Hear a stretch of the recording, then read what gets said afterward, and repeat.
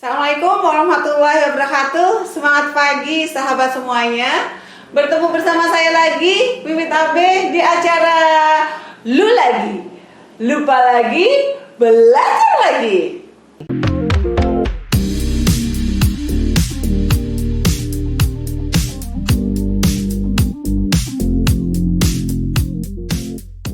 Oke, kali ini kita akan membahas terkait konsep marketing. Ini adalah pembelajaran awal bagi Anda yang lagi belajar tentang marketing. Apa sih konsep marketing itu? Konsep marketing atau konsep pemasaran merupakan strategi pemasaran yang dibangun oleh bagian pemasaran perusahaan.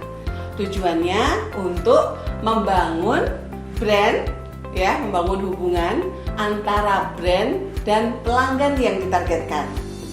Kalau kita lihat dari bagian yang ada di sini, ya, bagian yang mempengaruhi konsumen, bisa dilihat nih. Ini kalau ada corong pemasaran, istilahnya ini sering nanti kita akan ketemu dengan teori AIDA, awareness, interest, desire, and action, gitu ya. Bagaimana konsumen membeli. Nah, di sini kita lihat nih dari bagian di sini bagaimana perusahaan Anda membuat pengenalan terhadap produk, awareness-nya. Bagaimana orang tahu produk Anda, kemudian melakukan consideration. Ya, di sini akan banyak pihak yang terlibat di sini, medsos dan segala macam, ya. Anda bisa melihat bagaimana konsumen membeli produk Anda, ya. Berikutnya, kalau bicara tentang target market, ya, itu ada 7P, ya. Apa aja itu, ya? Yang pasti yang pertama adalah place, di mana bisnis itu berjalan, ya. Kemudian ada price, dari sisi harganya, gitu ya. Dari sisi promotionnya, ya. Yang keempat di antara people-nya, ya, orang-orang yang terlibat di sana.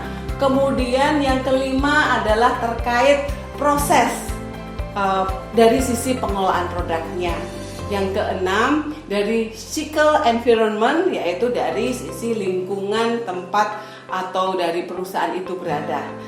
Dan yang terakhir yang pastinya adalah dari 7P terakhir adalah dari sisi pengembangan produknya. Ya. 3 hal yang perlu diperhatikan pada waktu kita bicara marketing adalah 1, sikapnya, sikap pembelanjaan terhadap produk, ya, dari sisi konsumennya kepada barang-barang kita, terhadap produk atau jasa yang kita tawarkan itu kayak apa, sikapnya kayak apa. Kemudian dari sisi nilai tukarnya dan dari sisi waktunya, gitu ya. Nah, di sini kita akan mempelajari dari yang paling gampang yang di keseharian kita, ya, sering ketemu, gitu ya. Ada platform-platform yang terukur yang bisa Anda gunakan, ya.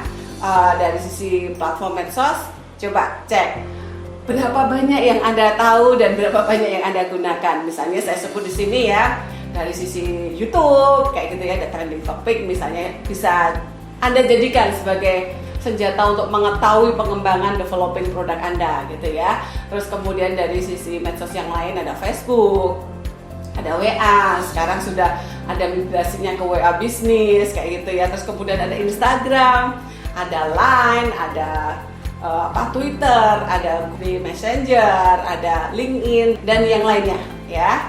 Oke, dari sini kita bisa melihat dari sosial metrik dari setiap medsos tersebut, ya. Gimana kalau kita bicara tentang Facebook, ada total like-nya, reach-nya, engagement dengan penggunanya bagaimana. Kemudian orang-orang membicarakan tentang apa, ya, dan di sana juga berlaku tentang likes, comment, and share. Kalau dari sisi Twitter, sudah menggunakan Twitter? Oke, di sini ada dari sisi followernya, dari retweetnya, dari replies-nya, dari click and click through rate-nya, dan impression-nya. Oke, sekarang kita sampai di YouTube nih, ya. Kalau dari sisi YouTube, kita bisa melihat berapa sih yang banyak nge-view, yang banyak melihat, subscribe, like, komen, dan memberikan itu jadi favorit dan dibagikan, itu jadi komponen yang penting di YouTube. Maka jangan ketinggalan, ya. Lakukan itu di channel saya, ya, karena kita bisa belajar lebih lanjut di channel ini, ya. Oke, berikutnya kalau slide share ya, itu ada followers, ada views, ada comments, ada favorit dan sharing juga hampir mirip dengan YouTube. Terkait Google Plus ya, Google Plus di sini ada 4 nih, ada 4 fungsinya. Yang pertama ada Google Plus Cycle ya, kemudian yang kedua ada Google Plus Hangout ya, yang ketiga ada Google Plus Huddle ya, dan yang keempat ada Google Plus Instant Upload. Nah, fungsi-fungsi di Google Plus ini bisa Anda manfaatkan. Kalau dari sisi Flickr itu ada views, favorit, dan komen. Nah, ini adalah bagian penting yang perlu Anda perhatikan adalah terkait brand pyramid template ini. Bagaimana pada waktu kita belajar konsep marketing, poin-poin yang penting di sini harus diperhatikan ya. Anda bisa melihat bagian di sini terkait brand pyramid template ya. Ini bisa Anda lihat level yang paling bawah ini adalah perlunya memperhatikan fitur dan atributnya. Yang kedua dari sisi fungsional benefitnya, di sini perlu summarize dan yang bermanfaat untuk customer kita itu apa.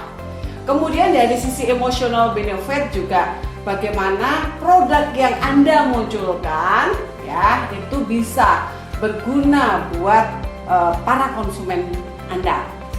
Yang berikutnya adalah brand atau produk persona ya. Di sini Anda adalah menjadikan brand Anda itu sebagai manifestasi ya dari karakteristik yang terbentuk di sini ya. Dan yang terakhir adalah brand idea ya. Bisa lihat di sini ini adalah puncak dari suatu brand piramid yang ada. Bagaimana suatu brand itu terbentuk hingga menjadi esensi ke dalam produk pengembangan Anda.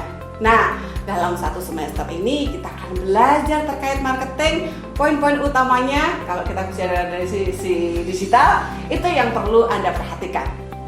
Dari saya cukup. Terima kasih. Kita lanjutkan di sesi video berikutnya. Jangan lupa tetap like, subscribe, dan komen. Bagikan kalau itu bermanfaat buat teman-teman Anda dan tetap kita belajar bersama di sini. Dulu lagi. Ya, terima kasih. Assalamualaikum warahmatullahi wabarakatuh.